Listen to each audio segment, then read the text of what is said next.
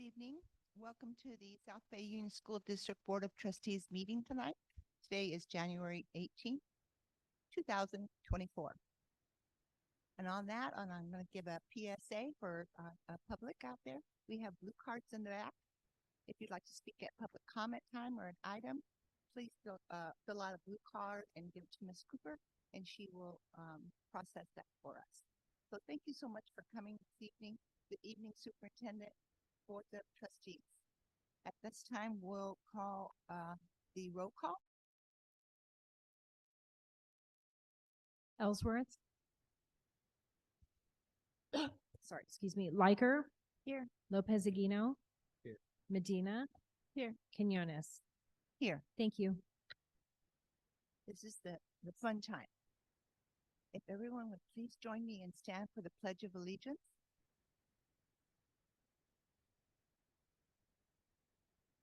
Ready?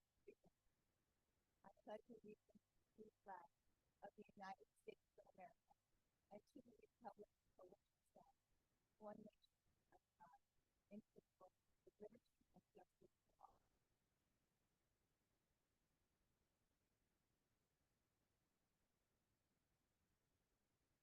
Thank you so much. We go on to item 2, changes in the agenda. At this time, trustees or the executive team members may recommend changing the order of the agenda items and or request that an item from the consent calendar be placed within the discussion and action section of the board meeting. The secretary will keep track of any recommendation. Please note, no new items may be added without advance public notice. Are there any changes to the agenda? Hearing none. Sorry, Superintendent. President Quinones. Staff would like to move item C to right after item A. We're just flipping those items. So under general functions, we have A and then C. Yes. Please. Okay, so noted. Thank you very much. Any other changes? Hearing none. We move for the approval of the meeting agenda. Approval of the January 18th, 2024 regular board meeting agenda. We determined there is one change, and that is noted. I'm open for a motion at this time. So moved. Second. We have a motion by Trustee Ellsworth, a second by Trustee Medina. Call for the vote. Ellsworth. Yes. Liker. Yes. Lopez Aguino. Yes. Medina. Yes. Quinones. Yes. Motion passes 5-0. Thank you so much. We're moving on to communications to the Board of Trustees. This time, I'd like to welcome up our group. As I call them, we have 5-minute limit per group. The first up would be our South Bay PTA Council. Welcome.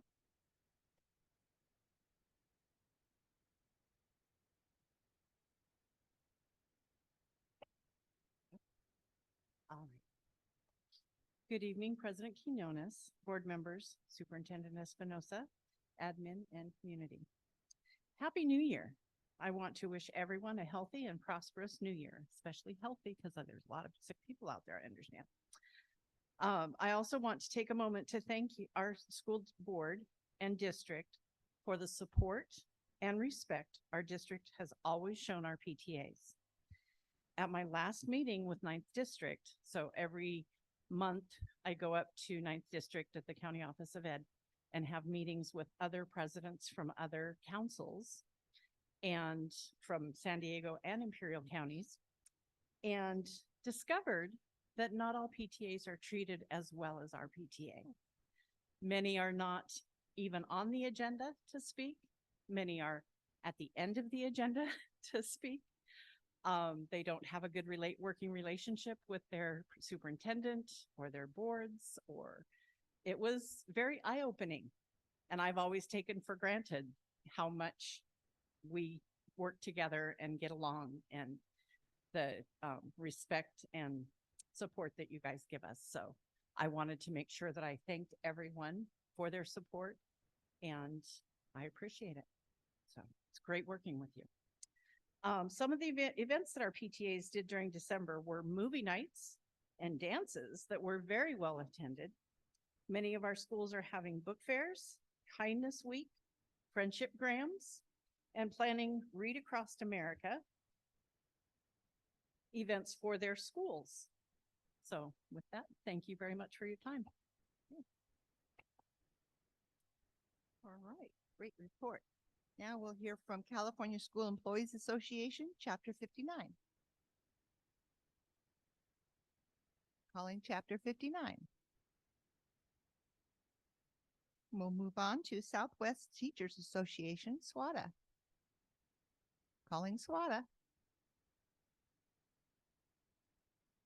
We'll call on our district superintendent. District superintendent. Thank you, President Quinones. And I just want to welcome everybody tonight to our board meeting. And I want to welcome all our district back from a well-deserved break. Tonight, we have a couple of really good presentations that are going to highlight some of the things that we have to celebrate. And so I'm looking forward to that. Today we visited Nestor, and I was really happy to just see all our students back and how much, they were already focused on instruction and on learning. So just wanted to welcome everybody back. Thank you, Superintendent. Moving on to public comments on non-agenda items. The board will take no action or discussion on any item not appearing on the posted agenda except as authorized by law. Individual speakers are allowed 3 minutes to address the board on each non-agenda item. Speakers are not permitted to yield their time to another person. At this time, we'll open up our public comments. Do we have any public comments? We have one. Mary Doyle.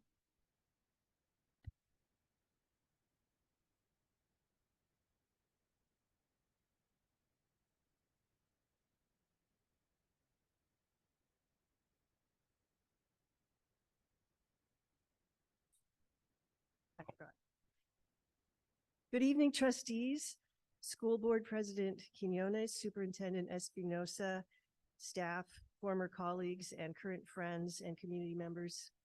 My name's Mary Doyle. I'm a resident of IB and retired Mar Vista High teacher and former member of this illustrious board. I come in peace. I'm here to discuss and request some sort of board action regarding the current pollution problem and the hazards our children, as well as the rest of this community, endure living on the shores of a huge and unresolved, untreated ocean sewage tragedy. Of course, we've all heard about it, read it in the news, followed the progress, seen the signs, and smelled the receding tides. It seems every political entity in the South Bay and San Diego has raised a voice in distress over this huge failure in public health.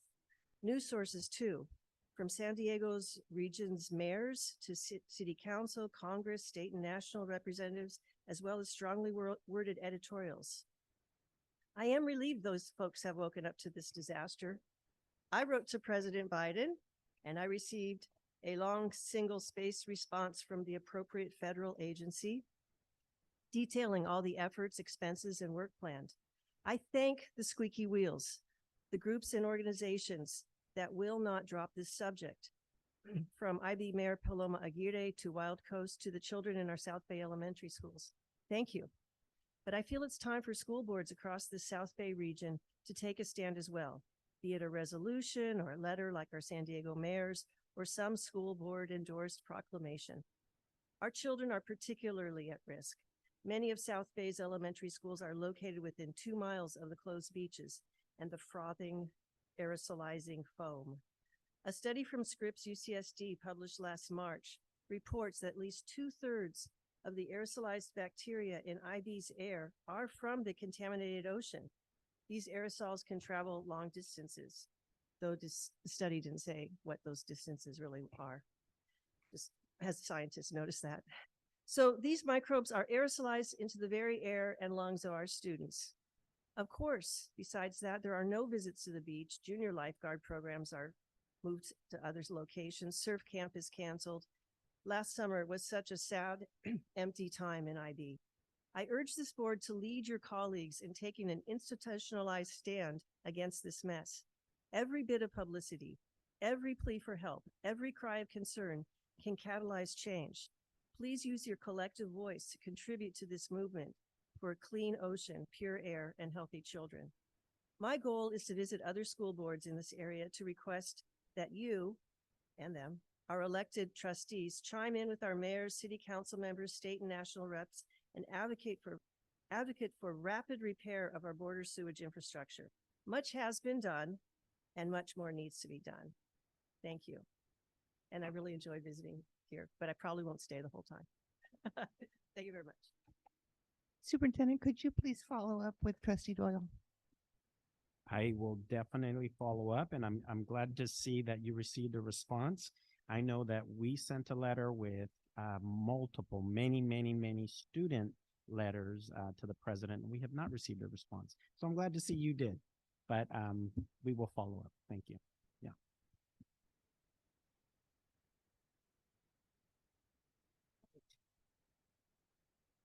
We'll move on to item 6, discussion action items.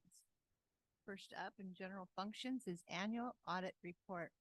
This is one we always wait for. Thank you for coming tonight.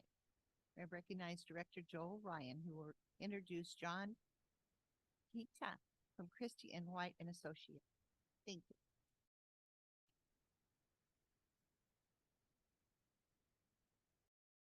Good evening, President Quinones, trustees, and Superintendent Espinoza.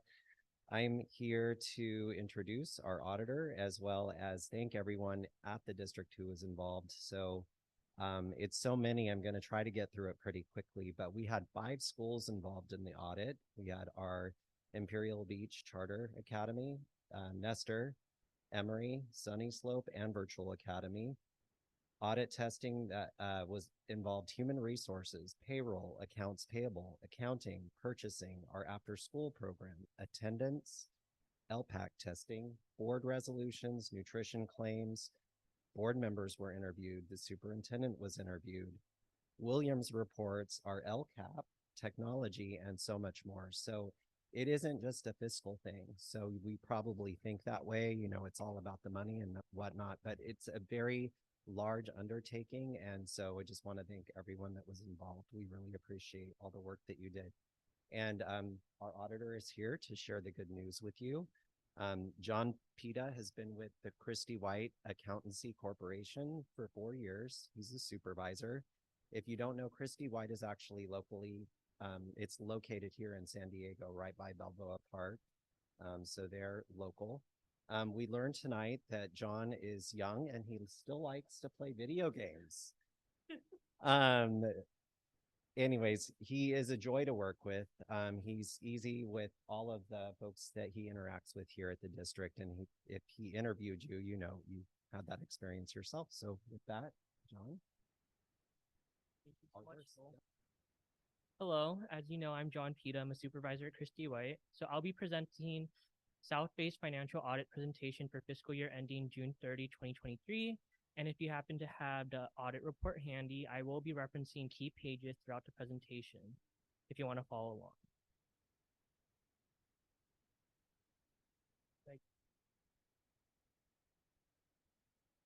Do I have to turn it on? Sorry. Okay, thank you. Thank you. First and foremost, I want to talk about the audit responsibilities of both parties, which is the district and the auditors. The district has to design and implement effective internal controls. One example is in the accounts payable department. You want to make sure that an individual does not have the ability to purchase, create a purchase order, and approve it. That's a really big deal. That's something that we test during the interim audit. It's just one of the many things that we look at. Another example is with cash receipts. You don't want the same person collecting the money and depositing it because you don't know if they undercounted what they recorded. So there's just a lot of things that go on in a district.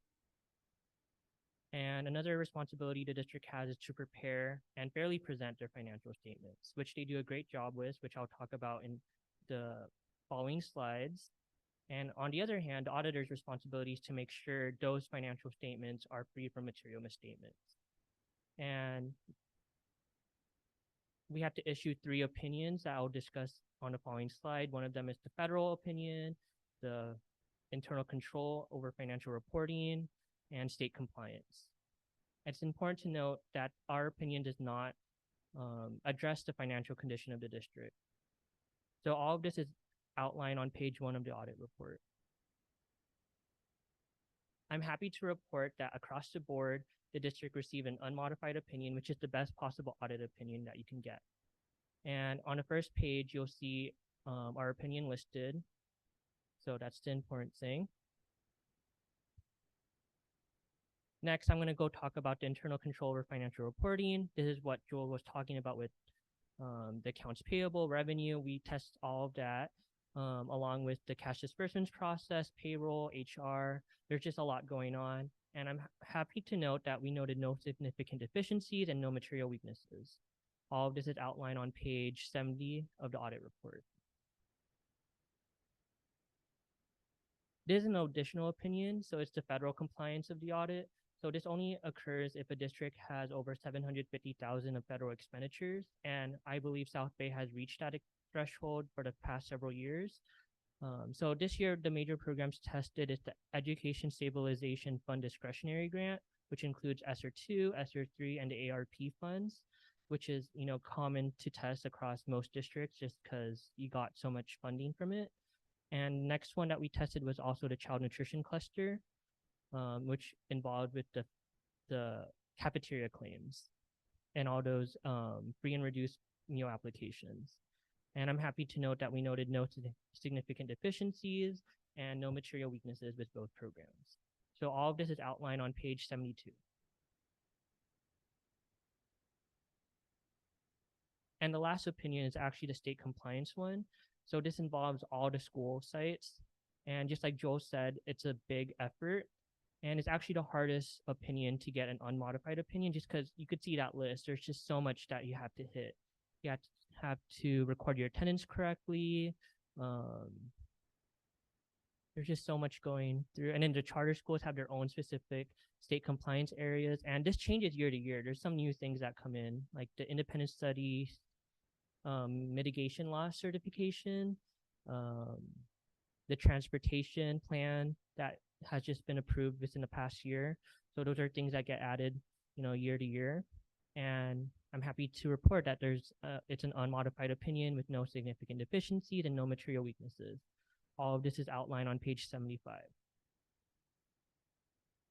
And finally, on the last slide, it's just a summary of the audit results. So everything that I just talked about in the following, the previous slides are summarized in this really nice table. So you could see at the top, there's a financial statement opinion along with the federal awards and the programs tested and the state awards, everything that we noted unmodified, everything summarized in this nice table. So you could see this table on page 79. And now it's just questions. Does anyone have any questions regarding any of the specifics of the audit report? I'll open the floor to the trustees. Trustee Ellsworth? I appreciate your shortness. I appreciate your conciseness. I appreciate the guide on how to look at this thing. Because as we were talking earlier, it's like, I know it's large. I appreciate the work you've done. Thank you. Thank you. Well, thank you again for coming and presenting in such a way that, even a fifth grader could understand it. So we appreciate that and the work behind it, especially with our new funding sources that are coming through. So you have a keen eye for that. So appreciate your due diligence on those particular programs and how we came out shining. That's a win. Thank you. Thank you so much. Thank you. President Quinones, can I just interject? Earlier I stated that we have quite a few things to be really proud of in our district. I think this is one of those presentations that we should be really proud of. What the work that are at our school sites and the work that Director Ryan has been taking on in his department. This audit is really a reflection of all the work that's been done. One of the things that I want to recognize Director Ryan for the work that he's doing. And I do want to thank him for the work that he's done in our district. I believe this is his last board meeting with us. Congratulations to him. He is going back to his home district in Sacramento, where he's taking on a little bit bigger role in a much larger system. I do want to just acknowledge his work and thank him for his service to the South Bay community. Thank you. Thank you. And I'll just add, thank you for all the support, the board, executive team, and our leadership team. I really want to share that you guys have a great team here all throughout. I'm here at the Ed Center every day, and I'm really proud to be part of this team. So thank you very much.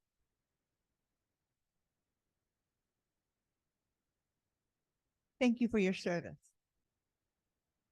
At this time, I'll entertain a motion to approve and accept the annual audit report of 2022-23. Second?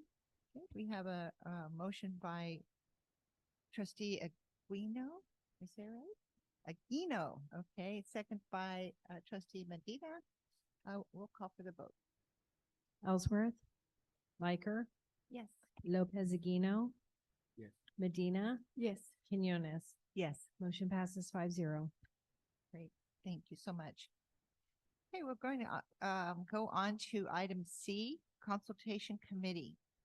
We'd like to recognize Assistant Superintendent Pamela Riker Montiel and teacher Naomi Salcedo for a presentation on the consultation committee. Welcome.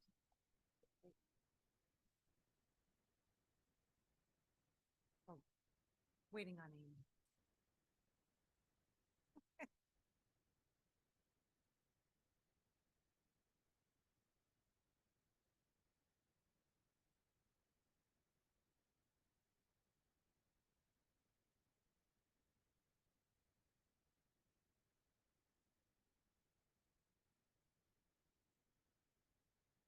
While we're waiting, we can talk about our love of dogs.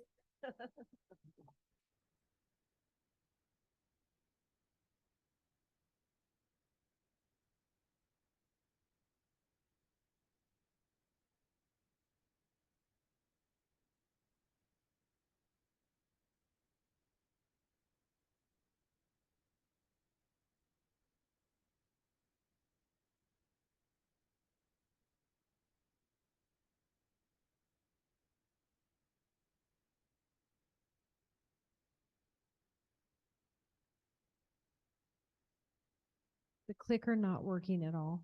Well, I'm not on presentation mode, right? So I don't think I. Hold on, let me try it. Give it a shot. Aim it towards me. Nope. I don't know what's going on.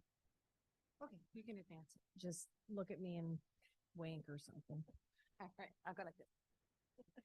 All right, so good evening, President Quinones, Superintendent Espinosa, Board of Trustees, community and colleagues.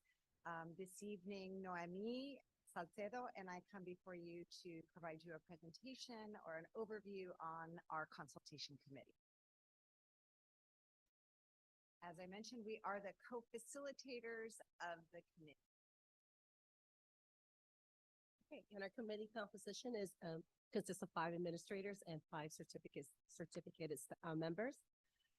We have for the administrators, we have Tom Bevilacqua. Perfect. Okay.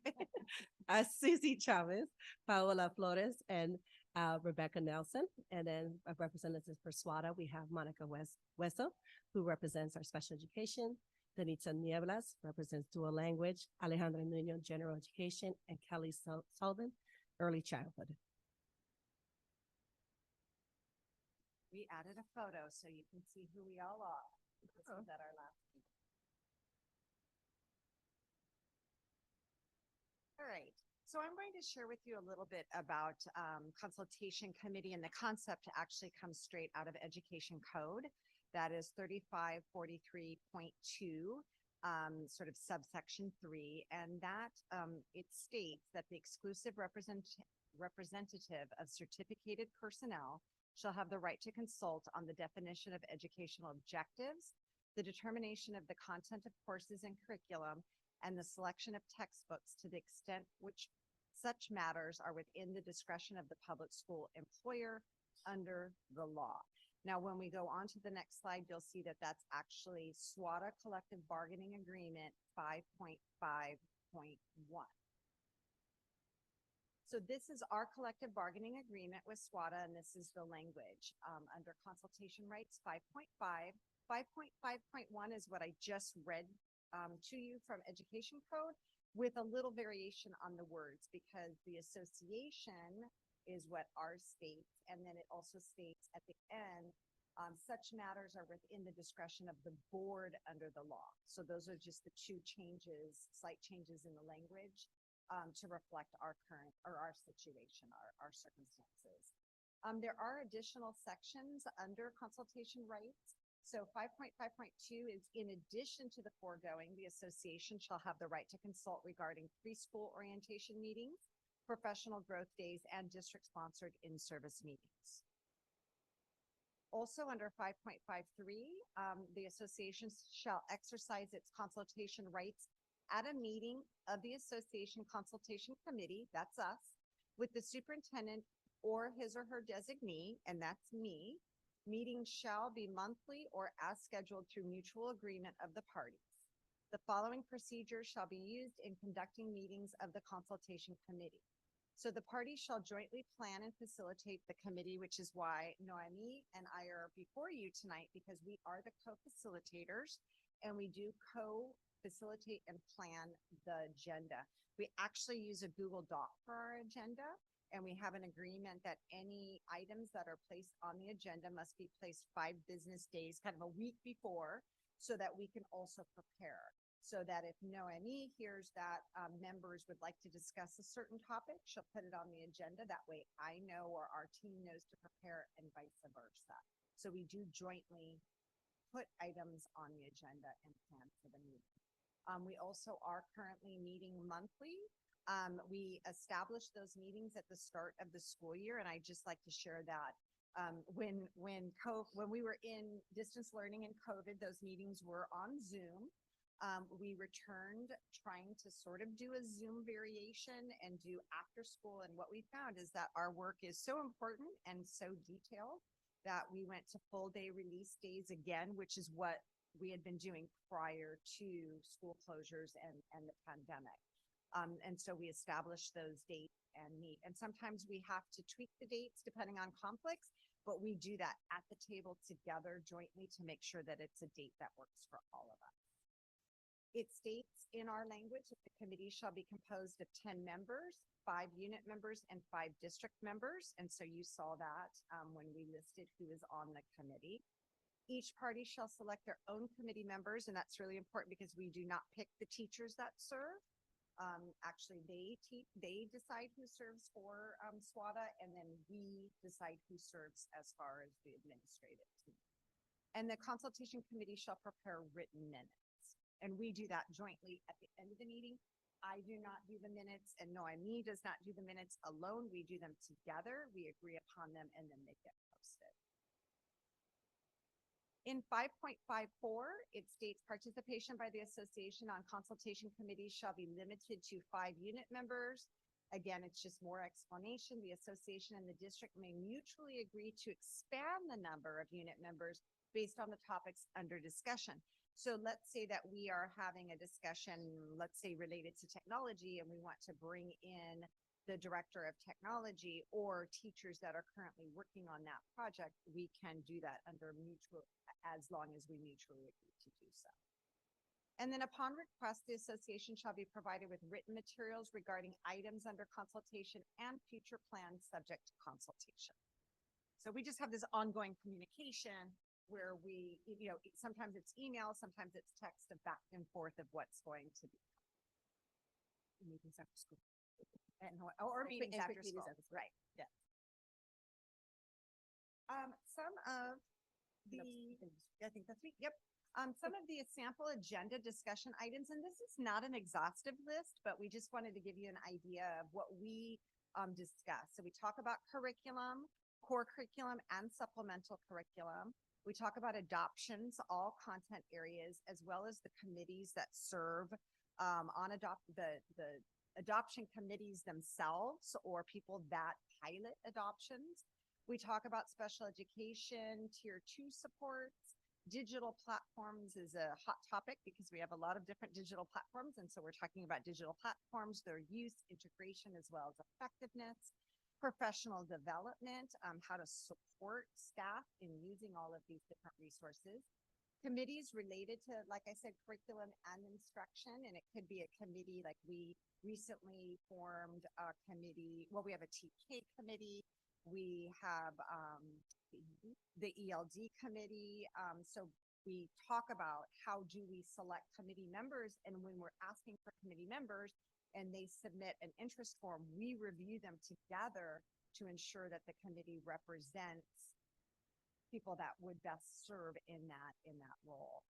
Assessments and common as well as standardized, and then report cards. We did include some sample minutes for you, and we included 2 samples just because that's our November meeting, and it was a little bit more detailed. There was a lot of depth in some of our minutes on those topics. So you can see, and I'm not going to be able to read it from here.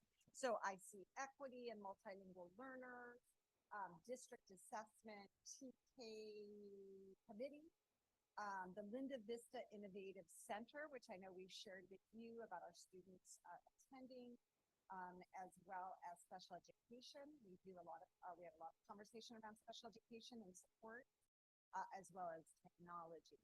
And then if you look at the second example of minutes is from our most recent meeting, which was last week on Tuesday. And that is January 9th. It was a little bit of a shorter meeting, so not quite as dense because it was our first day back. We chose to start our meeting at 10 a.m. instead of right first thing in the morning so that our teachers, our representatives could see their students first. And then come meet with us. And so we did the calendars, looking at the calendars for the report card and assessment dates, and making sure that all that aligned. Equity and multilingual learners, again, you'll see those commonalities, district assessment, curriculum, TK committee, technology, report cards, and then other. So we did have our consultation committee look at the draft of our presentation this evening to make sure that they had an opportunity to provide their input. All right, and then after the meeting, how is all this information communicated? I share the minutes with our SWAT executive board and our site reps at in our monthly meetings, and in turn, the site rep representatives usually share that information within their 10-minute meetings at their school sites. And then the educational leadership team, they add the minutes to the educational service webpage. So the link, and you also will find the link to all the additional past meetings. So if you need to go back to refer to them, and they share it to the SBSU important newsletter, information and s'mores newsletter. And then also the information is also shared with site principals to add to their weekly updates and bulletins as applicable. In other words, we really want to make the minutes accessible so that anybody can find them in multiple places. Thank you. I kind of like this. Thank you. All right, and currently, based on our last few meetings, these are some of the projects that we are currently working on. We work collaboratively to support the instructional needs of staff and students. These are some current examples. In early childhood, we're currently piloting Joy to English, which is an oral language development program. And then in assessments, we're always looking for a way to continue to support our current reading assessments, FNP and DRA. We have currently this year implemented the IEB, which is the interim assessment blocks, so that we implement them throughout the year so students have access to practicing with the CAF state testing. And I'm currently in the process of piloting iReady at Mendoza and MAP at Leicester. I'm sorry, I'm not feeling very well, so my throat's kind of coming and going. Okay, and then in curriculum, one of our big projects that we're working on right now is the scope and sequence to the ELA and math, aligning core and supplemental resources to grade level standards. And we constantly always looking for a way to seek input and feedbacks for our committees, professional development, and implementation of curriculum. And finally, all of those, we try to make sure to ensure that all the work is aligned to state and federal guidelines, including systems of continuous improvement, such as differentiated assistance, comprehensive support and improvement, and additional targeted support, improvement, and compliance improvement monitoring process. Okay, topics that we do not address at consultation, anything that has to do with negotiations, hiring of personnel, program development, anything that's outside the scope of curriculum, assessment, and professional development, that does go to us, and of course, facilities. Questions? Thank you so much for coming this evening. I'm gonna go ahead and open the floor up to Trustee Liker because this is was her request for a future board agenda item. So I'm gonna open the floor to her. Thank you. Thank you so much for your presentation and explaining how this all works together, or how you work together to figure out what our students are going to be doing. So I see where it says like current projects, aligning it to supplemental resources to grade level standards. So is there like a map or something that's being created for like teachers to easily access? Well, go ahead, we've already discussed this. Yeah, and so we can both answer this, but what I think we really wanted to share is that as we started down the road of reflecting on our current practices, we were really collecting information from teachers. So doing surveys on what teachers are using, what supports they need, as well as developing different documents. So we do have some internal documents that we've been working on, as well as the teams have been working on under MTSS. So we have identified what our tier 1 resources are, both core and supplemental, our tier 2 and our tier 3 for literacy, math, and behavior. And then we started to really try to map out, okay, what are the resources under different areas, such as not only ELA, but under English language development, ELD, under Spanish language arts, under word work and phonics. And so we're really filling in these templates now to be able to provide teachers with a comprehensive, we have a lot of different resources, but what we know is we need to put it all together so that teachers can find it in one user-friendly location. And then we can really see where the gaps are, because we recognize that there are gaps, and we recognize that we're moving from the units of study to what the future adoption may look like. And what we really want to focus on is standards instruction, grade level standards. And so we know that there's going to be some gaps and some need for supplemental resources. And right now we're really looking at what we had and providing professional development. So an example would be like guided reading. We purchased guided reading kits quite a while ago.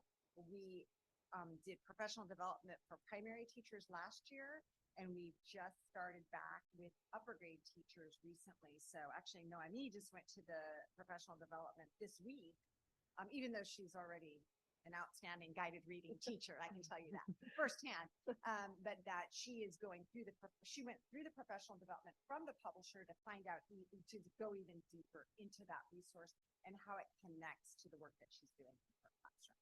So it is sort of a multi-pronged approach and lots of different things going on. Is that something that like the TOSAs would work on to create I mean, since they have their specialties in certain areas, like are they part of the like putting the files together on the once once teachers are able to access them. Does that make sense? So like what I imagine is, well, I've had teachers come to me and say like, hey, it's difficult when we have to like go find this worksheet for whatever, you know, and back in the day we had our little file cabinets full of things and things don't work like that anymore. Now we just go online and we find them. So I imagine like they're on our district website, you know, we look up a standard and then there's all the resources that our teachers have used that they recommend for a specific standard in phonics or something like that. So it's not like, where do I look? What do you recommend? It's just, so these are the best practices so far. How do our teachers get those in their So hands? actually, that's actually what we discussed at our last meeting. And we were actually talking about, well, how can we put all those documents together? So very similar how our math units and studies are laid out, where we have standards, here are the core standards, here are the resources that you can access. And so we were discussing that format and how the teachers could access all that information. Because one of the things that we learned from our feedback from that we went out when the TOSAS went out and the ELA feedbacks and math feedbacks, one of the things that we noticed is that a lot of teachers switch grade levels. So it's hard to find the materials or just also learning the curriculums. One of the things that came out of it was that the need for guided reading. So we focused on that. And I think what was our biggest focus was the assessment that we had to work on when we went through Differentiated assistance. that, you know, we were lacking data. So we were focusing on those, and now we're working how can we make that system manageable for teachers? And it's big, we realize it is a daunting task. And we are going to work on it. It's going to be one of our priorities. Thank you so much.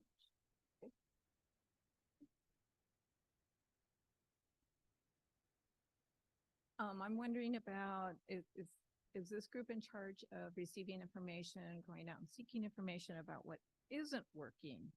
In other words, you know, trading out something that might work better than something that's not so effective anymore. We used to get that through piloting, right? We tried to, like right now, we were only piloting iReady. So we brought up to we brought to the committee, we should have something else to compare to it. So we added MAPS, which is another reading assessment that teachers can use. And based on the 2 schools that are piloting, they in turn bring back the feedback to us, and the decisions are made based on that. But usually that happens during the piloting system. It feels like it's additive. Is there any chance to remove a program that doesn't seem to be? Yeah, and I think one that we just discussed at our last meeting, actually, if I'm not mistaken, is we were discussing Words Their Way, and we were discussing the K2 phonics units of study. So going back to the units of study and their effectiveness and or lack of effectiveness, right? That conversation, there was the phonics units of study. There was an assumption that the phonics units of study were probably filling some of those gaps. And really in our last conversation, we really talked about how that may not be the case. So yes, we talk about what's working, what's not working, and where do we need to fill in some of those gaps, as well as with our Spanish instruction. So an example would be in our Spanish instruction with our DLI programs. So we had long conversations about the DLI programs and the use of the units of study, and were they meeting the needs of the DLI program? And that's when at the table with the committee, we decided that DLI programs would have the option to use Benchmark Taller as a supplemental resource because it better met the needs of the DLI program. So then, yes, we say you no longer have to do this. You're going to do this instead because it's more effective for your particular program. So we have those conversations, as well as the opportunity to come forward and say, this program isn't meeting the needs in the area of phonics. Okay, what are the programs that are out there in the area of phonics? And Estrellitas is an example of something that we made that decision that DLI programs could move forward with Estrellitas. And as a district, we would support that. So it's not to say that other things aren't happening out at schools, but when we're at the table talking about it, it's more about, do we want to make that decision that it's district wide and we're supporting it? And if that's the case, we're purchasing it and we're providing the professional development for it. I hope that makes sense. Oh, yes. Is there a chance that, one piece of a previous program I could hang on to because it's working really well, but the rest of it not so much?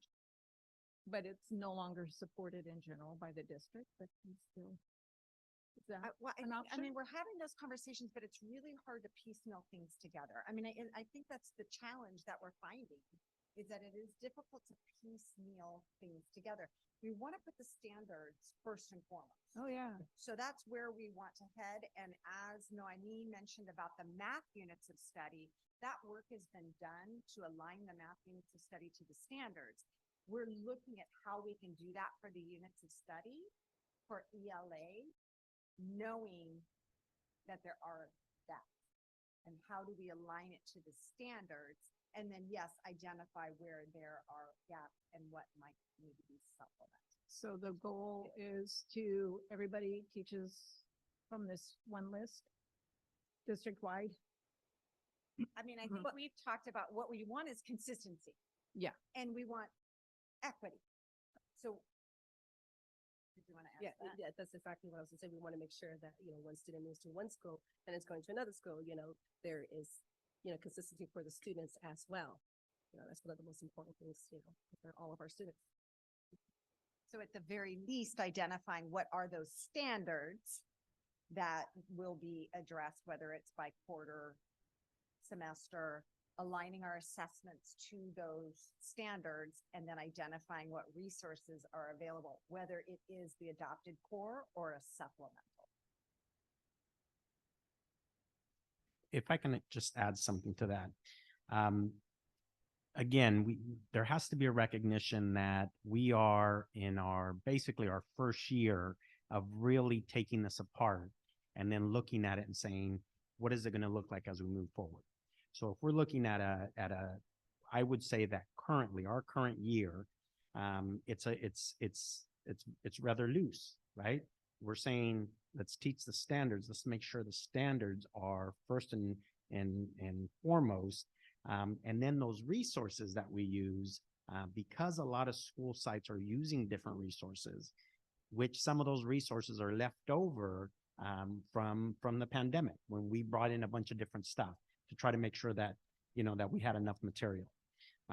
As we move forward and as consultation starts to identify, okay, this, whatever supplemental curriculum, this is something that we think should be used across the district, then that'll be, we're going from loose, we're going to go to a little bit tighter so that it'll still be standards are at the forefront, but then here are your different resources that we'll be able to use. So to your point, yes, there'll be some things that teachers will be able to hold on to, but we want to make sure that they're approved through our consultation process because we want to make sure that they're aligned to stuff.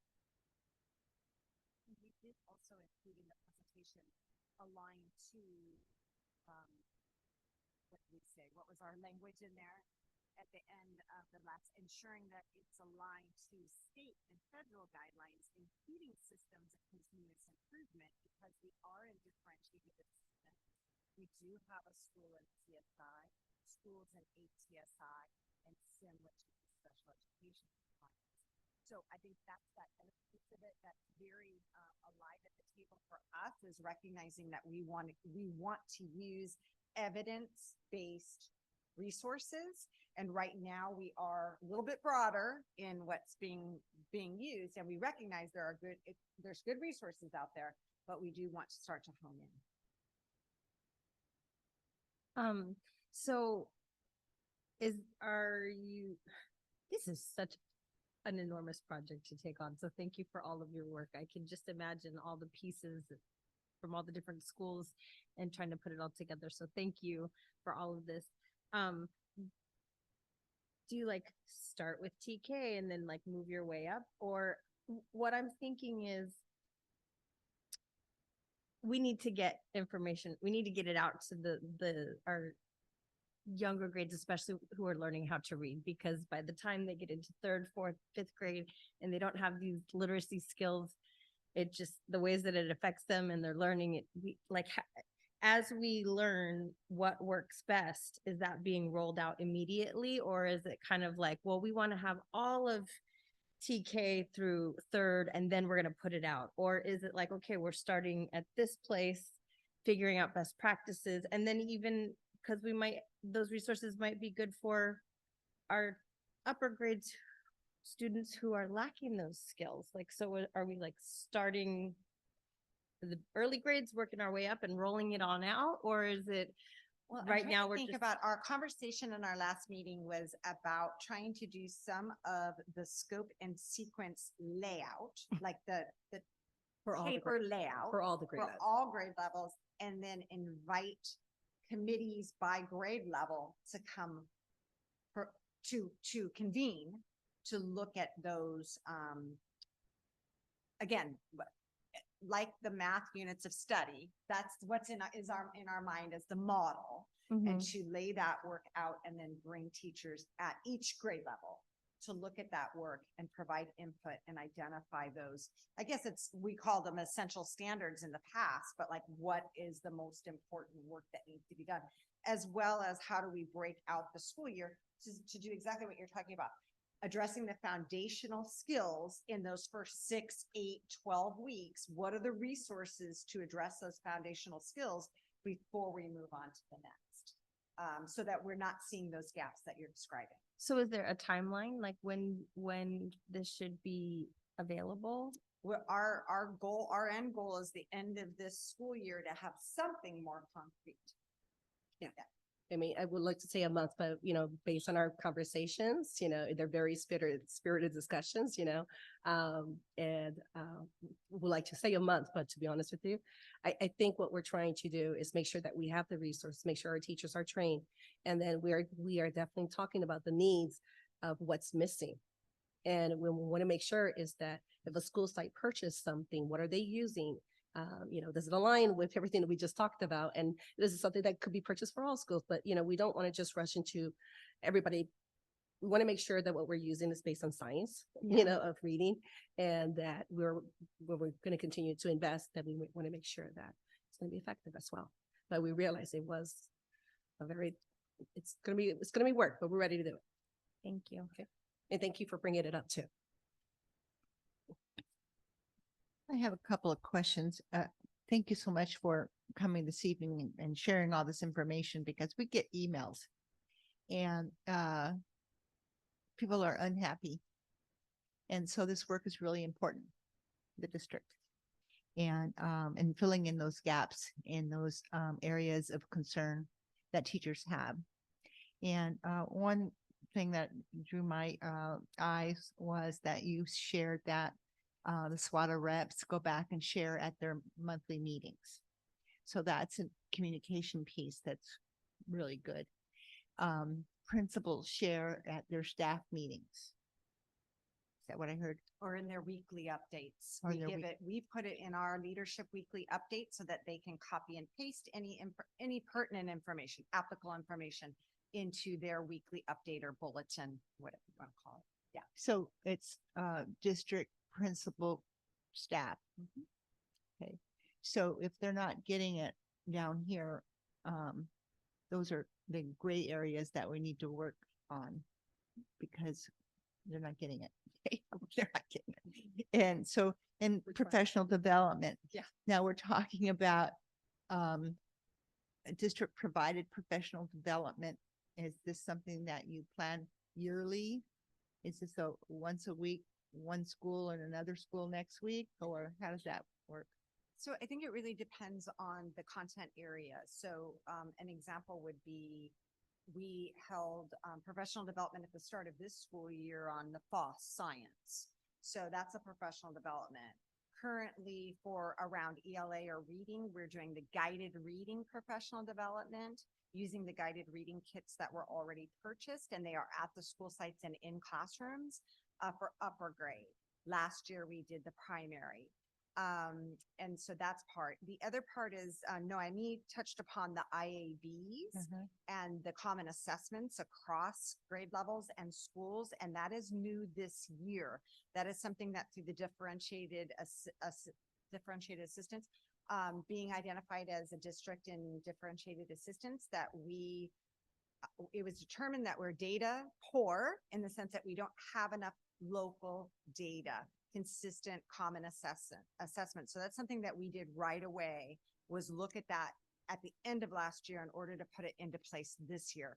When we think in terms of professional development around that, we've actually highly structured that, because the team has provided the principal with the videos, screen castifies, the different things that they actually go to their admin-led PLCs and hit play and hear the same message and go through the same process together across the district on the same Wednesday.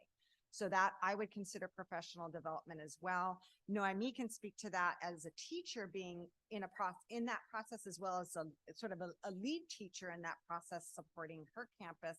But that's been once a month around common assessments, whether it was primary or the 3rd through 6th or 8th grade, the IABs.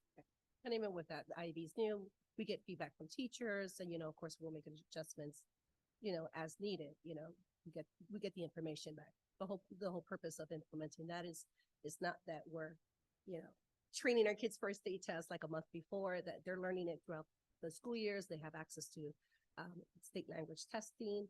They get practice, and us teachers too get an opportunity to learn the language that is used in the assessments, and making sure that we are teaching according to the standards. I hope that answered the question, but it's just some different ways in which professional development is being delivered. Well, I think we have several ways that it's getting out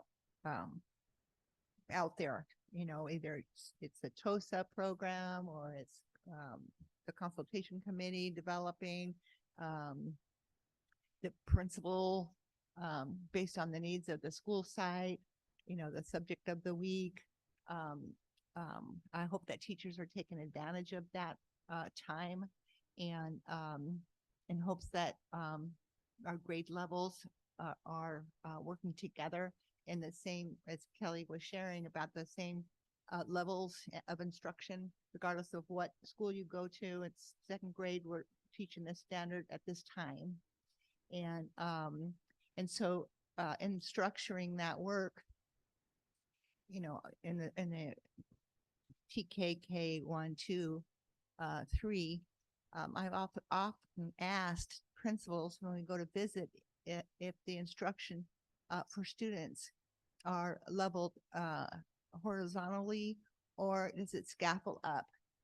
Meaning, if you're a 1st grader and you already know how to read, can that 1st grader go up into a 2nd grade? Or if that 2nd grader is already reading a 5th grade, how is it that we serve those children that have those skills that are already there? Math, we can't stifle them. Is there anything in this program that helps that? Instructional, the independent levels, instructional levels. I will just speak just like on how I would do it, because I have readers of all different levels. I use the guided reading kits, for example, so I have my standard. Everybody gets your lesson on what I'm just wrapping up as main idea. But then I have students who are reading higher level, lower levels. They're working on main ideas at their levels. So, the work I teach, they get the differentiated instruction, but they're still working on the same standard. And I'm working with, that's one way that we do it, And I know that with ST Math, we have different levels, that teachers can adjust, multiple ways to do that. My best hope is that is what's being done. At least that's what I do in my classroom. I know my grade level team does, Well, we've seen students in the classroom with their ST Math, and there was a writing component, and one child was just picking a block of words and just moving and seeing if it fit there. And if it didn't fit, it bounced back up. He wasn't reading. Okay. So I found that, typical for a child just fill in the blank and see if it works. So, but I thank you for the presentation tonight. I hope that, that teachers are really invested in this work. I know it's been difficult the last couple of years, especially through COVID. And teachers, having to, renew themselves and the classroom environment to reach children. So I want to appreciate everybody on the committee and their work towards South Bay kids. And maybe next year you can come back and speak to us again and let us know how everything's going. And I appreciate you appreciating the committee because I would like to appreciate the entire committee. It is hard work. And the teachers that come to the table with us on this committee once a month, and they're really rich conversations. And a lot of debate and a lot of passion because we are vested in the instructional programs, as we said at the top of the different topics, that we're there to ensure the best instructional, most effective instructional practices for students and support for teachers. And so thank you to the entire committee and to my co-facilitator. Exactly. Thank you. Yes, I appreciate it. Thank you so much. Any closing, Kelly? Thank you so much. Thank you. Thank you, Superintendent. I also want to thank the committee for all the work that they are doing. This is probably the biggest lift that we are doing in our school system. Student achievement, which is our #1 LCAP goal, is going to happen as a result of this work. It happens in the classroom. It doesn't happen in my office. It doesn't happen at the district office. It doesn't happen anywhere else. It happens in the classroom. So I really want to thank the committee for taking on this work. I know, I hear it out there when I'm at schools and when I talk to different people. Everybody wants everything done yesterday. This process is not we're going to do it yesterday and it's going to be done today. This is a long process. If we're truly committed to improving the instruction in our classrooms, we need to take the time and we need to allow the committee to do the work that they're doing. So thank you so much. Really appreciate your work. And I'm excited to see where we go. Thank you.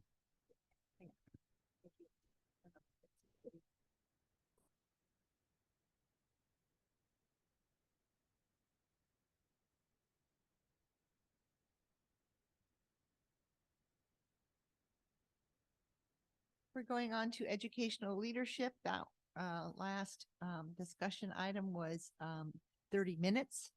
I'm proud of the board for asking so many questions on our last presentation. So now we're going to go to our LCAP 21-24 LCAP update. I again recognize Assistant Superintendent Pamela Riker Montiel for an update on the dashboard indicators for the South Bay, Nestor Language Academy, and Imperial Beach Charter. Welcome again.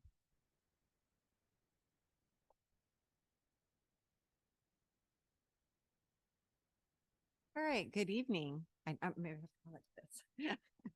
Good evening, President Quinones, Superintendent Espinosa, members of the board. Tonight we bring you the dashboard indicators. Just a reminder, we are wrapping up year 3 of our 3-year LCAP. So tonight's presentation or update is specific to student progress monitoring, which you will find under Goal 1. What I did want to share with you is that we are bringing you dashboard indicators for SBUSD, for IBCS, Imperial Beach Charter School, and Nestor Language Academy. We have both our Imperial Beach Charter School and Nestor Language Academy charter principals in the audience with us this evening. So I wanted to acknowledge Dr. Vargas and Jaime, I'm sorry, and that they are with us this evening. We did not ask them to come up and present because next month, actually, we will have our school presentation from IB Charter School, which will, Dr. Vargas will touch upon their data results. And then we will also be presenting in February our mid-year LCAP update for all three. And so they will be back with us next month. And you will have mid-year reports on all three LEAs, again, the district and our two charter schools. All right, so with that, I would like to welcome Directors Chavez and Flores up to the podium for our longer presentation this evening.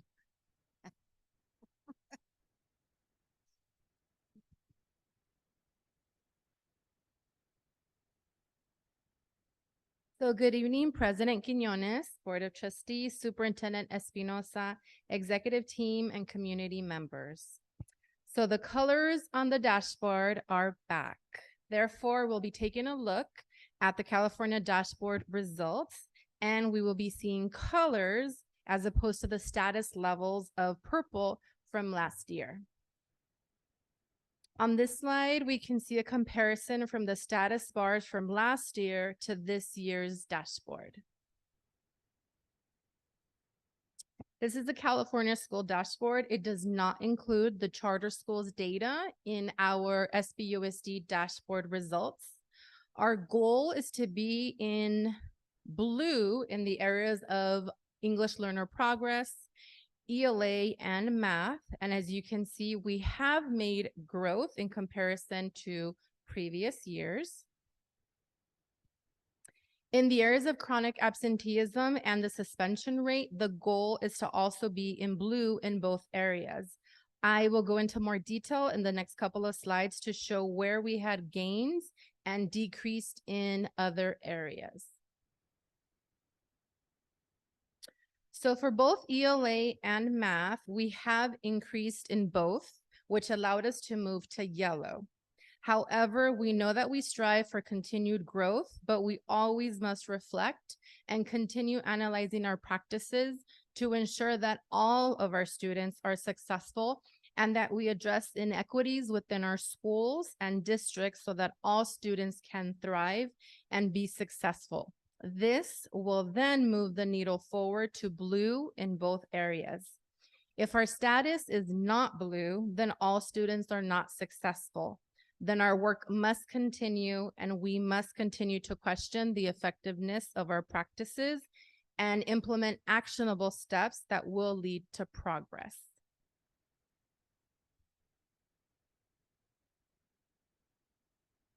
As you can see, we did decline in chronic absenteeism, which is what we want to see. However, it's important to know the story of the student and understand the reasoning behind why the student is not coming to school. Is it family obligations? Is it transportation? Are there conflicts? Or are the students just not engaged in their class? We won't know the reasons until we continue to develop partnerships and strong relationships with our families and our students. Suspension rates is an area where we increased. Our goal in this area is actually to decrease. Therefore, we have an opportunity here to dive into the data to see who is being suspended, why are students being suspended, are certain student groups disproportionately being suspended than others? These are questions that we must continue to ask ourselves in order to be able to support our students with addressing their needs and once again looking to see what inequities does our system have when suspending students. The local indicators have been shared before and we have met all standards. This is just part of the presentation for the California School Dashboard. Next, we will look more in depth with how our student groups performed in language arts. For ELA, we currently do not have any student groups in green or blue. Our student groups are mostly in orange and yellow, with the exception of our multilingual learners, which are in red.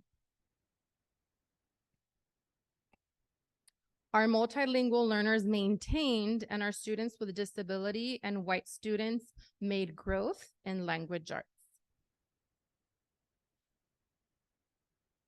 Our unhoused students and our socioeconomically disadvantaged students both increased, whereas our African-American students declined in language arts.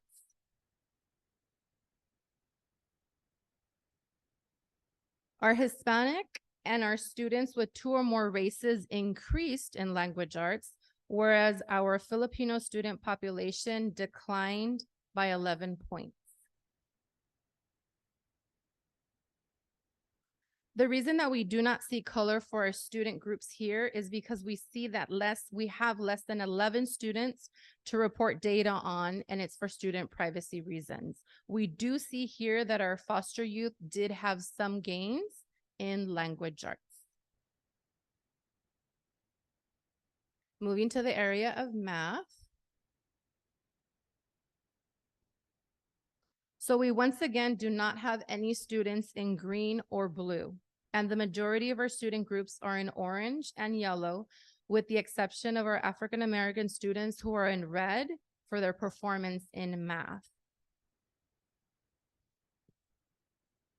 Our African-American students did maintain, and our students with disabilities showed some gains along with our white students. Our multilingual learners and our unhoused students both increased, where our Filipino students maintained.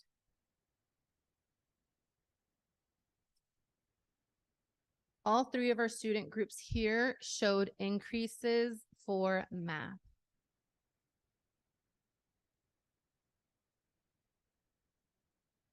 We do see here that our foster youth did have gains in math.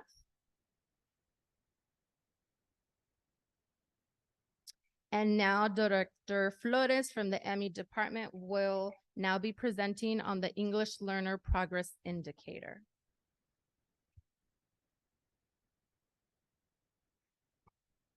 Buenas noches. Good morning, President Quiñones, Governing Board, Superintendent Espinosa, Exec Team, and community members. Before I saturate you with more percentages and more data, I just want to make sure that our satellite data is super important. It's a baseline, it's a metric that talks to us about where we need to continue heading forward, right? It's like losing weight, right? I got to step on the scale so I know where I'm at, and I make goals to lose that weight that I want to lose. But I want to ground us in reminding ourselves that this is one portion of our small piece of what our students represent, that they're all human beings that bring their assets, their funds of knowledge every day that they walk into our classroom, and that it is our job as teachers, as principals, directors, governing board, superintendents, assistant superintendents to receive them, to affirm their culture, their language, their socioeconomic status, everything, embrace them as they are, to ensure that we push them and support them to make the academic growth that we want for them. So I just want to reground us in that. So the English Learner Progress Indicator, long for ELPI, is one of the several state indicators that the California Department of Education reports on our California dashboard. The English Learner Progress Indicator, ELPI, I'm going to refer to it as ELPI for short so that I don't keep going forever, shows the percentage of our current multilingual learners' progress towards English language proficiency, or scholars who maintain the highest performance level of language development from the English language proficiency assessment, which is our LPAC. Okay, we're gonna look at our overall South Bay performance data first. So our multilingual learners take the LPAC to measure progress towards English language proficiency annually. As a matter of fact, we are in the midst of our window opening February 1st, and it lasts through May 31st. Each student receives one of 4 LPAC performance levels. These metrics show our overall progress for our multilingual learners by district and then we'll take a look at each one of the charters. I'm happy to report that our multilingual learners did demonstrate an increase of 4.2%, and we are performing in the green metric of the dashboard. Here is Imperial Beach. They also showed some increase, and Doctora Vargas will provide more detailed information when she's up here presenting. And then Nestor maintained their status from the previous year.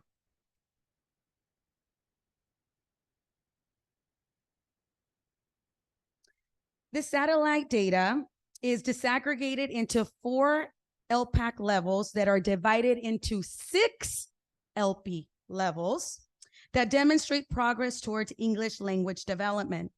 Once again, these percentages are broken down to demonstrate the levels of students who increased, maintained, decreased, or maintained an LP level of 4 from a previous year.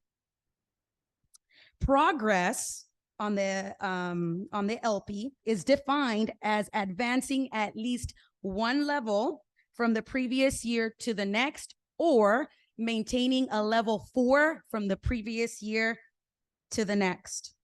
For example, we could have a student that last year on the LPAC scored a 2 low, and then this year they scored a 2 high. That is defined as making progress in language development. Okay, so this data shows us the progress that we have made from the previous year to our current year, going from about 40% to 46% in the percentage of students who made at least increase 1 level from last year to this year, which is huge, given that 50% of our student group are multilingual learners. We see great success. That is amazing. But this data also serves as a reminder that we have 36% of our student population. So the other half of our multilingual learners who still need support in ensuring that they're making progress in their language development.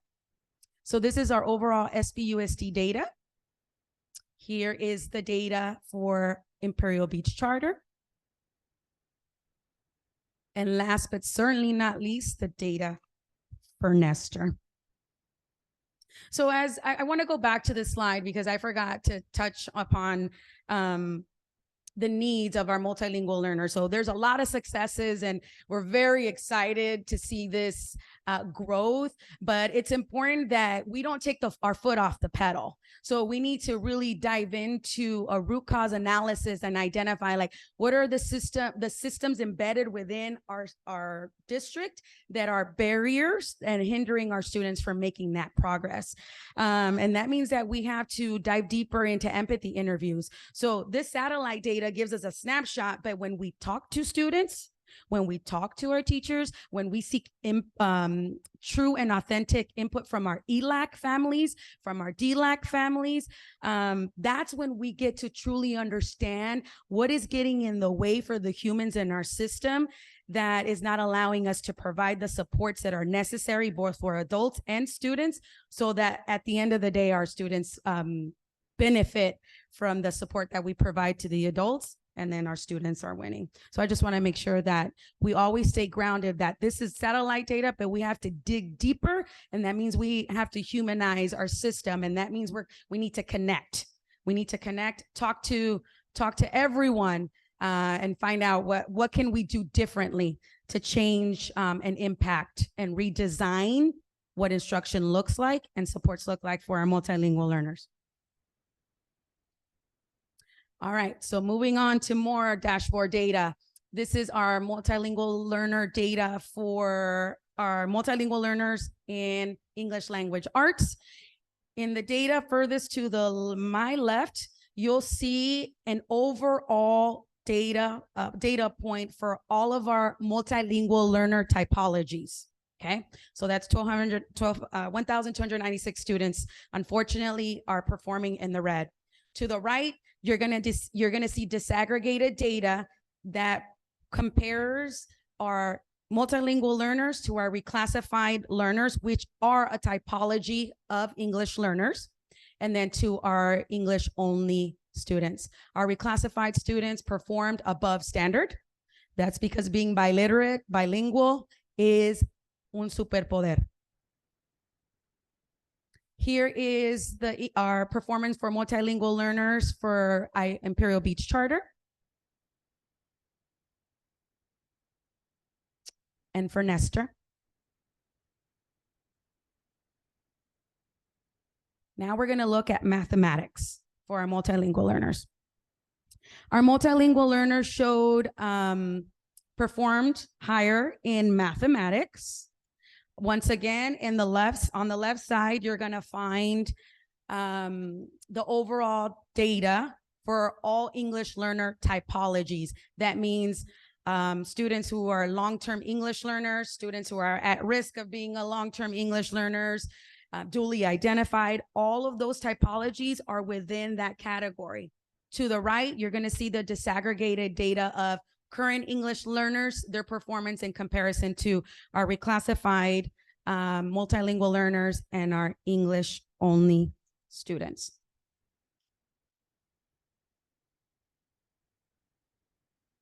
So overall, our satellite data, once again, it's a global snapshot of how our scholars are performing.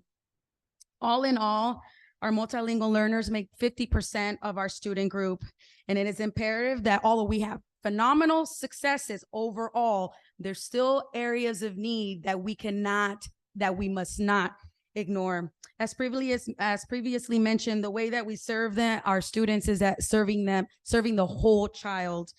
I believe that using our EO instrument as a tool to evaluate our EO programs, that will give us a foundation to take steps in the right direction and look at instruction, professional development, curriculum, and ensure that we are providing consistent, effective, and compliant EL programs that our students deserve. And with that, I'm going to turn it over to Director Chavez.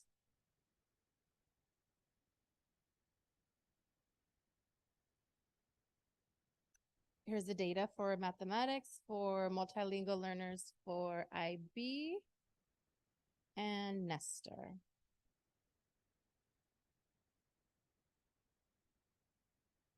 So we will now go into chronic absenteeism.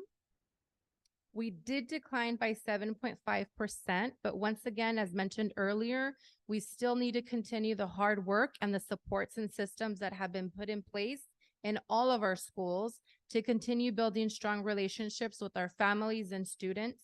And we must continue to develop those opportunities to hear from our students about what they need for their learning in order to be successful and not want to miss out on any instructional opportunities in class.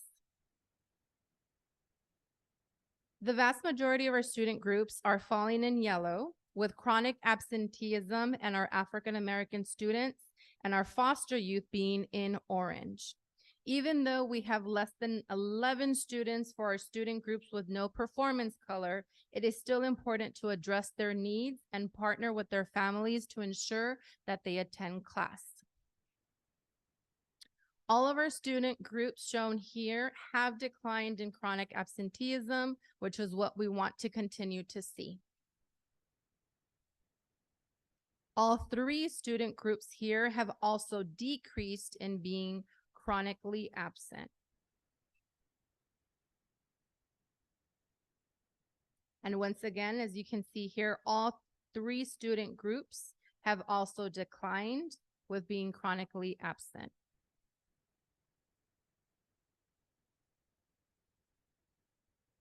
Our Asian students, however, have shown an increase in chronic absenteeism, which should cause us to reflect as to why this increase has happened, especially when we connect it to their academic performance, because they also did decrease in their performance as well with academics.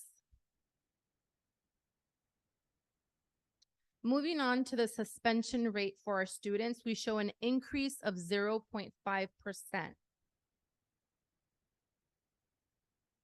We will show you in more detail which student group increased or declined for suspension rate.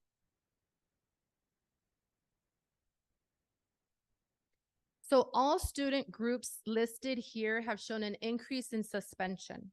However, we noticed that our African American students have the highest percentage of being suspended than any other student group. We must therefore break down the data and practice self-awareness. Why is the data for our African American students disproportionate in comparison to the rest of our student groups? We must also question what are the reasons that our African American students are being suspended compared to similar reasons from other student groups. We clearly have inequities here that need to be addressed. How are we addressing the needs of our African American students in relation to behavior, in relation to academic, social, and their emotional needs? This data is an opportunity to engage in courageous conversations with compassion about what we're doing as a system. Are our practices perpetuating the realities that exist in our society for our African American students? We see an increase in suspension for all student groups here.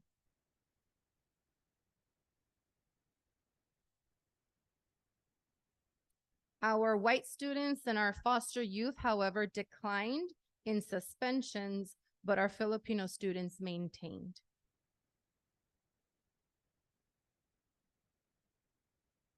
We have no performance color for the following student groups with the exception of our Asian students, which maintained.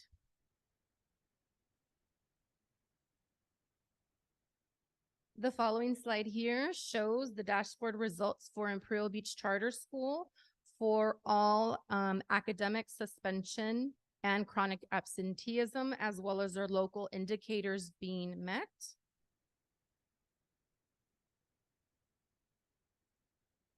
And lastly, we have here our local indicators for Nestor and the results on the California School Dashboard as well.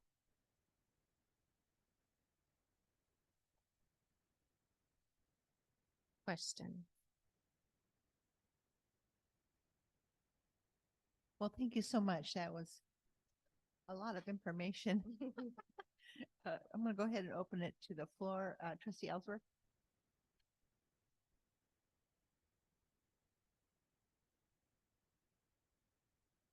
I found it very hard to understand because it was so individual. Is there another way to take this and put it like we've done in the past, a comparative bar graph or whichever? Because I found it, I mean, it's nice, but I found it very isolated, each piece of information. And that is really the nature of the dashboard, the way that the dashboard has gone back to these sort of speedometer looking results. And so it is meant to dig deeper into each individual level. So we could take a look at all students. I mean, I would think in terms of a chart or saying all students, how we performed as a district. So what percent of increase did we have in language arts, or what percent of increase did we have in math? But when you're looking at the dashboard, they are looking at every student group in every academic indicator and or the attendance or otherwise suspension. Yeah. So the importance of it, it doesn't mean that we can't go back to the table and figure out another way of presenting it, but the importance of each individual area is that is how we find ourselves in differentiated assistance or in CSI or ATSI, because it really is about student group. So I almost remind myself sometimes I got to go backwards to the concept of it's different, but some similarities of AYP. So when we looked at AYP, we got that big long list of all of our student groups, and we had to meet the target for all of our student groups. And if we missed the target of student groups 2 years in a row, we went into program improvement. So there's some similarities, which is why we have to look at each individual item. I understand the need for that totally. It's just that when I receive it like this, I can't understand the whole very well. So, Right. It's right. I'm distracted by the pretty squirrels that are going It by. is, yeah, it's But- definitely challenging. And Yeah. so we can certainly bring it back in another format or share in a weekly update in another format. And try to put some things, and it might be that what you're looking for, and I don't want to put words in your mouth, but maybe it's a bar graph of over the 2 years or the 3 years, how students perform. Part of the challenge is that with the pandemic, things did change. And so it's like we have pre-pandemic and then we went into the cell phone bars, and then now we're back to the speedometer, I guess I call it. But we absolutely can look at other formats as well. I would deeply appreciate that because Mm-hmm. I do care about, and it's nice to have this, but this is, to me, it would be like part 2. Thank you though for your work. I know it's a lot. Thank you for the presentation. I like the way that it specifies the number of students that are being reclassified in English and math and both IB and Nestor, also for the district. Just a question for the district. I don't know if I could get like just an email saying which schools got, how many students from each school were reclassified? Reclassified? Mhm. Yeah. We have that data. Okay. Yep, absolutely. Thank I you. want to, I could just share right now, as a whole, as a district, 149 students have been reclassified today, right now. Okay. But we Thank you. can send you the breakdown for school. For this year. Yes. Mhm, right. Thank you. Mhm. It's great to see all the progress. I'm curious, since this was the first year that Nikolov had their dual immersion program, what was the increase for them?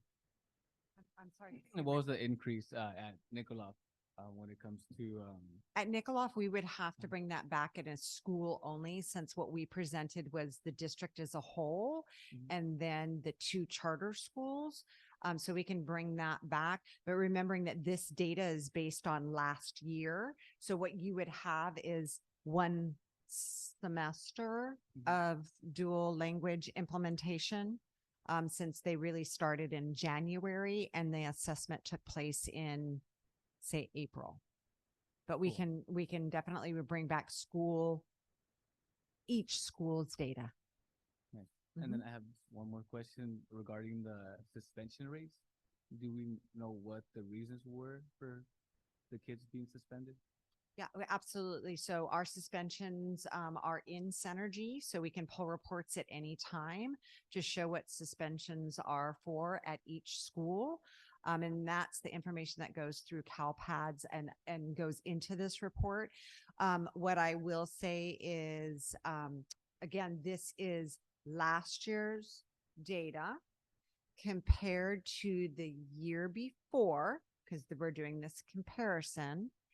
And when you think about some of the structures, setting, environment as we return from the pandemic, there's what I want to say is a little bit more of like restrictive school environments when we came back compared to less restrictive last year, if that makes sense, related to unstructured time, recess, classroom time.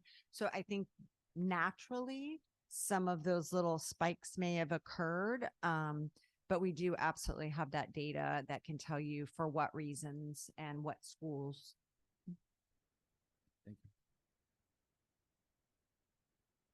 Thank you so much. I was just jotting down some thoughts while you were going through the report. And just as a reminder, you have been giving this data to us every month. And so this is a combination of all of that with the final report. Is that correct? Yes, so we came forward with our CASP data. We came forward with our LPAC data, and then that was more in the simple percentages. And now this is the actual dashboard. Right. And this is what determines improvement and systems of support. Thank you for that. It was in the newspaper. Everybody was chatting about it, and we were yellow. And watching our neighboring school board meetings regarding their dashboard in the last week or so. I'm very proud of our district. we have really, and this was April last year. So we put a lot of things in place this year about chronic absenteeism. Why are they absent? Find out, go knock on the door, whatever, get them in. So, that data is going to decrease even more. And once we have that, the kids are in the seats, the parent contact and the parent engagement piece, we're just coming back from, you can't come on campus. And so welcoming our parents is a critical. And our partnership with PTA and welcoming our parents in such a way that, school is home. So that's an important piece when children are testing.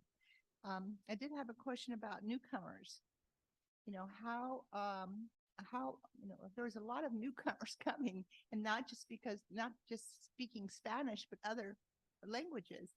How are you addressing newcomers currently? Absolutely. So that is something that we need to grow in. I'm going to be completely honest, and revisiting on how we're providing those supports for our newcomers. There is the new LCAP that's coming out, and really looking on how we're investing our dollars to support our students. But that is a conversation that we're also going to have. We just the assistant superintendent shared that we launched our multilingual learner committee. And in that committee, we are really looking at the EL roadmap that was published by Californians Together back in 2017, and using that to navigate our current EL master plan, to look at instruction, to look at supports for each ML typology, which newcomers are one of our typologies, look at reclassification. So that is some of the work and the conversations that we are going to have in during our multilingual learner committee.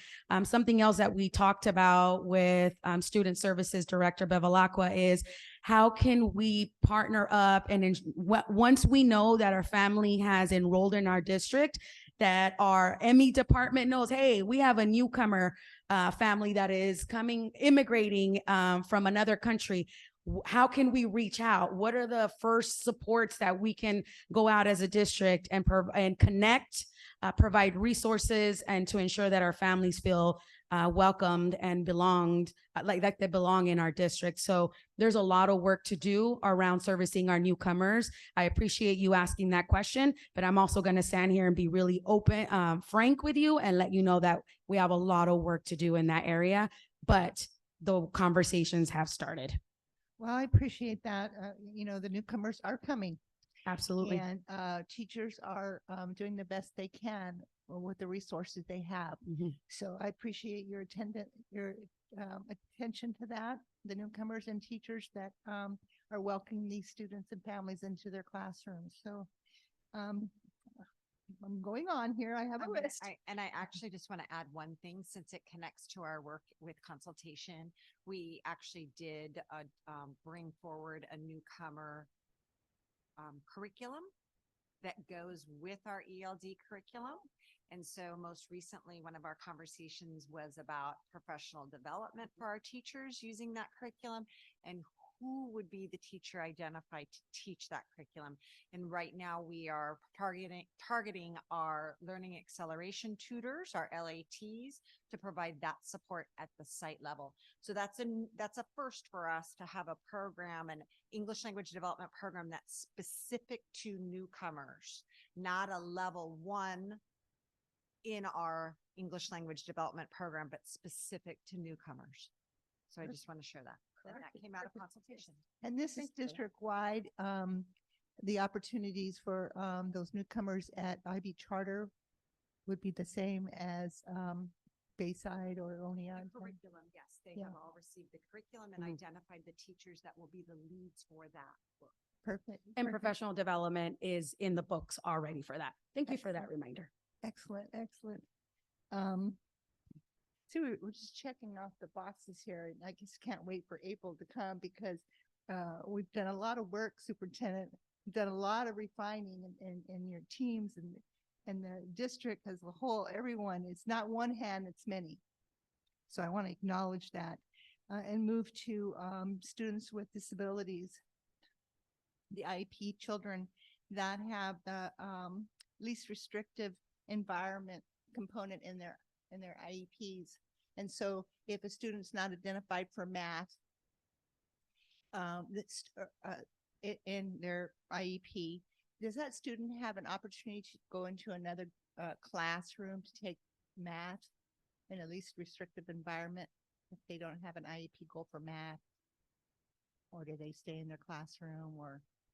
I'm trying to understand if they're in a SDC classroom, that like a mild moderate setting, they should have a goal for their math, because otherwise they probably would not be in a full day setting.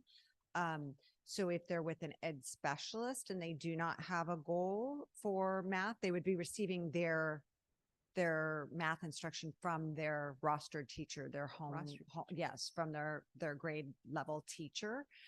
There's always the opportunity to mainstream as well if a child is in an SDC classroom and can mainstream with like peers for a particular grade level content standards. If That's what I was think if looking for. that's, I understand That's your what I was question. looking for. Mhm. And, I've been doing some study around this, and there was a percentage of like 90 or 40 something a couple years ago. And, this past year was, I think it was 62% of children that are identified with an IEP that they are mainstream when possible. And then I hear that number is going to increase to 70% of the time that these children are mainstreamed. Yeah, and I can't speak to that specifically other than to say that mainstreaming and opportunities for mainstreaming, if a child is placed in a self-contained classroom, is really a decision that's made at the table with the IEP team to determine what grade level standards is, or where a child is performing in a particular content area that would make sense that they would mainstream for that content area. Again, based on their goals and based on their performance levels, their current levels. Perfect. One last thing, if I may, going back to our attendance, if you know, what was our P1 report this past fall? I know the district. What was I don't know off the top of my head. Oh, You mean okay. the P1 attendance percentage? Yeah. We can send that in a Friday update. We wouldn't have that information at this time. Okay. I didn't want to put you on the spot, but when we're talking numbers here. But we are monitoring that weekly and sending that information out to principals so that they're aware of what their percentage is. We do it on a daily and weekly basis so that they know, particularly like a day after a holiday, what did it look like? What did it look like the next day? What is their week cumulative total? They can look at how they compare to their colleagues at other schools. And so again, you saw from the decline in chronic absenteeism, which, just as a reminder, to be identified as chronically absent is 10% of the days in which they were enrolled. So 180 school days, if you've missed 10%, that's 18 days. But again, that's a moving target, because if there's 90 days, that's 9 days. So it's the number of days they were enrolled and if they hit that 10% mark. But we're decreasing and our attendance is improving. Really, every day we're seeing those increases, and that's a big focus of our schools. I appreciate that. Thank you so much. Thank you for, doing my checklist here and coming tonight with this, a lot of information. Any other comments, trustees? Thank you again for your work. Thank you. Thank you, Superintendent. Thank you. Thank you to the team. Like I said, it's not one hand, it's many. So, thank you. All right, so we're moving on to an action item, item D, extended school year waiver. I'd like to recognize Director Tom, I always butcher this name. I should know it, I'm Italian too. Sorry, Director Tom. Perfect. Good evening, President Quinones, Board of Trustees, Superintendent Espinosa, Executive Team and Community. I'm Tom Bevilacqua, Director of Student Services, and bring before you tonight the extended school waiver for consideration. The California Code of Regulation requires a minimum 20 days of extended school year for special education students who meet the criteria for participation. Again, that is an IEP team decision based on regression and recoupment piece. South Bay is requesting a waiver from the California Department of Education to modify the required 20-year pro ESY program to 14 days for the 23-24 school year. This is due to our shortened summer. So we have our last student day is June 6th, and the calendar is coming for you tonight in the consent piece. We're looking at the staff to return on the 18th of July and students projected to return on the 24th of July. A traditional ESY at that 20 days is 4 hours per day. We are proposing that 14 days at 5.75 hours. So it actually ends up of 80.5 hours of instructional time instead of 80 hours. So students are getting an extra half hour of instructional time during that 14 days of instruction. So it is respectfully requested from the superintendent to recommend we conduct a public hearing and approve to shorten the number of extended school year days from 20 to 14 for the 23-24 school year. Okay, thank you so much. And I'm going to go ahead and call the public hearing to order. The time is 7:45. There are no comments. Thank you so much. We're going to adjourn at 7:45 and 30 seconds. Thank you again. I'll take a motion from the trustees. Motion now. I move to approve. Okay, a second. Second. Okay, we have a motion and a second. Please call for the vote.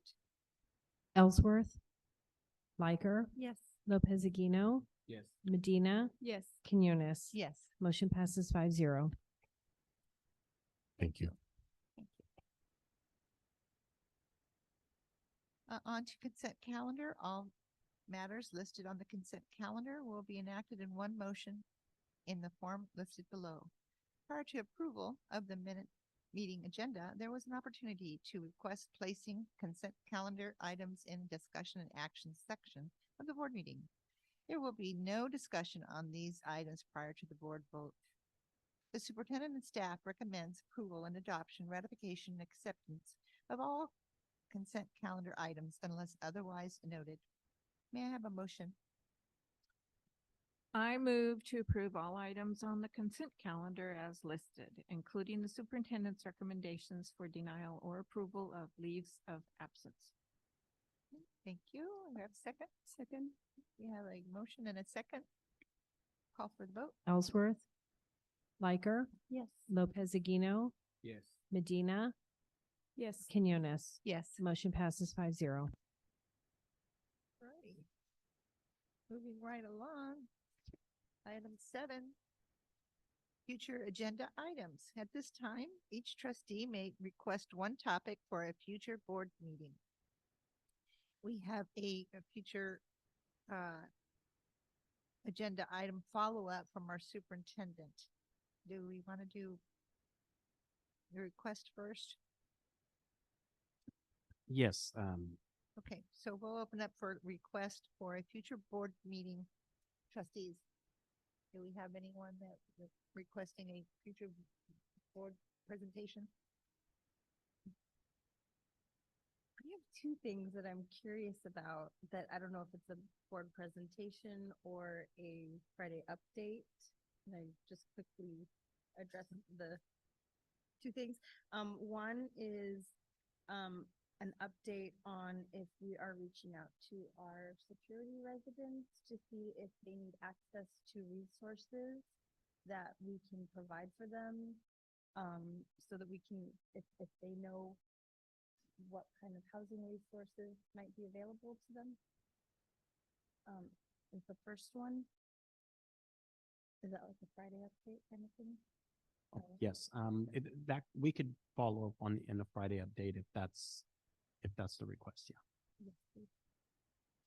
And then the second thing I'm curious about is how the district is working with long-term substitutes regarding like medical leave. I've noticed, how I don't even talk to everybody at all the different schools, but there's often teachers who are out on medical leave for long periods of time. And I don't know how we can, provide more consistency for our students, whether it being like having like district subs. I don't know if like site subs are, paid or hired by the site specifically, or if it's a district thing, but being able to have access for long-term substitutes, both general ed and special ed in case of medical emergencies or personal leaves of absences. Okay, so the question is, how do sites have access to subs when there's an emergency, when there's one needed? Long-term.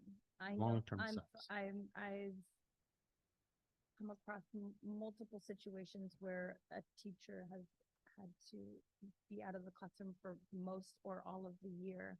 And then our students are getting multiple substitutes, sometimes daily, sometimes weekly, monthly, if we're lucky, because there's a 60-day or a 30-day limit. I know it was changed to 60 days at one point after COVID. I don't know if there's still that flexibility, but how can we provide more consistency when we have classrooms that need teachers but can't fill the position because the position is still held by another teacher?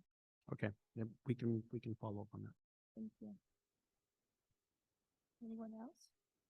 I think that would be it, Superintendent. Okay, so here we have a follow-up by our superintendent, who will provide directions on next steps on future agenda items from December 14th, 2023 board meeting. An investigation into the process to revise the board bylaw so that officer positions rotate. I believe this was Trustee Ellsworth's request. Yes. Yes, over a year ago, I ran into Michelle, a fellow board member in National City, and she explained, and this was before the election, she explained that she knew she was going to be president. She could prepare for it at the CSBA and all of this, and it was even before the election, before she was elected, she knew she was going to be in that position, going into that position. So I've been thinking about that. And I think it might be a good idea if we could look into that and see if it's effective for us, because we're elected to lead in this community. And I think with everybody rotating through all the positions, it would demonstrate, to our public, the leadership, and it's a growth opportunity for each one of us. And it lets us share the responsibility of the leadership positions. And it would, people will know what's coming and can prepare for it. So I hope I got all the Any points. more clarification? Do you know the board bylaw that you're speaking about? Just asking. No, Okay. I know there is one though. Okay, so I'm sorry, what are you asking for the superintendent to investigate? Well, I have I'm asking for us to look at changing or rotating, opposite positions. Okay. We don't do the rotation now. Okay, so I'm just going to help the trustees with this one. This would be 91,000 bylaw, and the latest revision was 2015, and before that was 1995 or 4. And so the latest one does not have the rotation language in the policy, just to let you know. And for that, if we want to go ahead and revisit this and open the bylaw, this is something that the board would have to say, yes, we want to open the bylaw to look at something like this. So we got one, okay? We got 1, 2, do we have a third? Don't have a third. Okay, sorry, Melanie. But again, check your handbook, you have the bylaws in there. I don't know if we could like talk about it like in a working together board, like just for me to get more understanding on the bylaw and just go through it. Not just say, no, it's not approved. I mean, we just want more information. I think that's why Jose didn't even say yes or no, because we just want to get more information. Well, yeah, what I'm thinking is that maybe a couple of us go and ask, because it is just our business. It doesn't have anything to do really with the business of the school. Rest of the guys. Well, Yeah, I'll and talk to then- the superintendent about a possible work study session so we can look at it. Yeah, we But could, at this we could point, bring you some information for, to help a discussion along. I was gonna suggest we do have a working together session coming up in February. So I was going to suggest that the board look at it at that time. Okay, so we'll be looking into it to bring so we you got some 3. information. Yeah, I mean, I think that sounds good. Look, having this discussion at our next working together meeting. Okay, thank you, superintendent. Yeah, think because I we have realize 3. there are a lot of questions and that's what our investigation would. But do look in your pack because Amy has printed all those for us. It's 91,000, and so it's right there on top. Review it as you will. Thank you. Now we have the communications from the Board of Trustees, the 3-minute limit per trustee, and I'm not going to use the timer, so Melanie's got her lights on. Let's go, Melanie. Oh, sorry. I Trustee have some. Ellsworth. I saw, and I'm glad you're here, Anna. I saw on Facebook this really cool picture of a school lunch. And I tell you, at my house, they do not look that good all the time at all. So I really want to, I don't know, more than congratulate you on presenting the choices to these kids and actually having some of them load up their plates with broccoli, carrots, a hamburger with stuff on it. It was awesome. It was so cool. And I would like to thank whoever was working on this from Sweetwater, from our district on the calendar committee, whoever's doing that, for coming up with a 3-year calendar that we said to. So, thank you.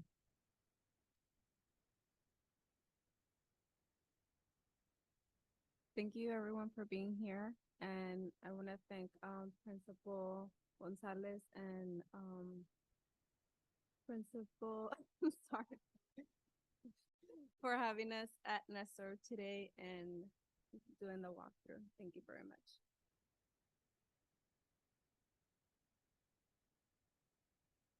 Happy New Year, everyone. And thank you all for coming. Thank you all for your wonderful presentations and all the great information.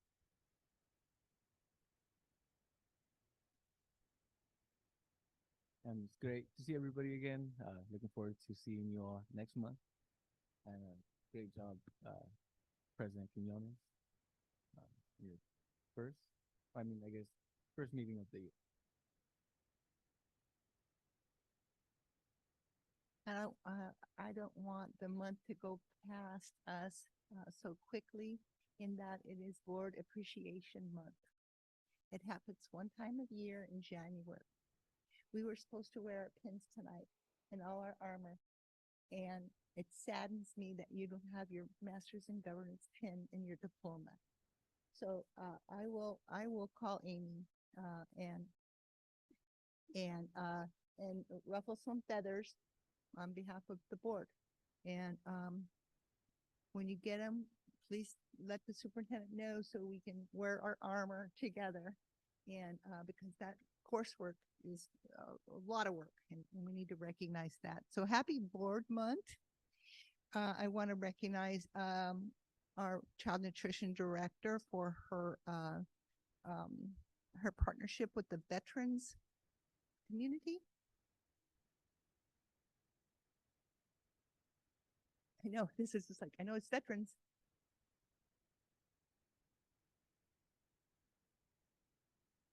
The veterans of San Diego.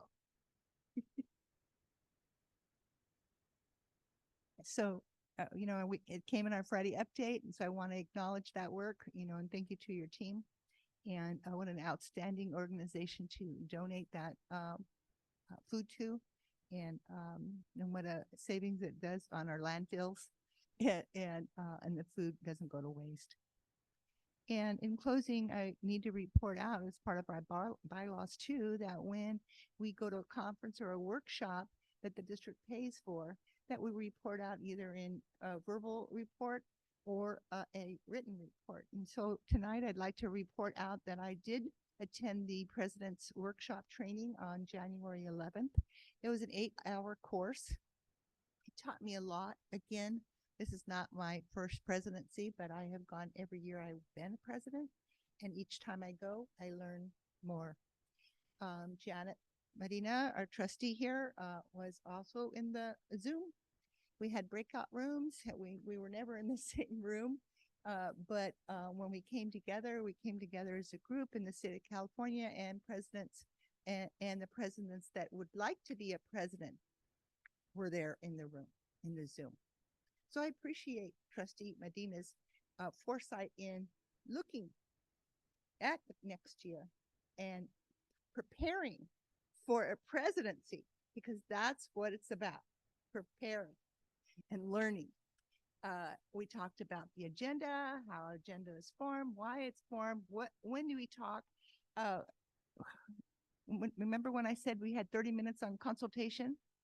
That was one point that just stuck in my head.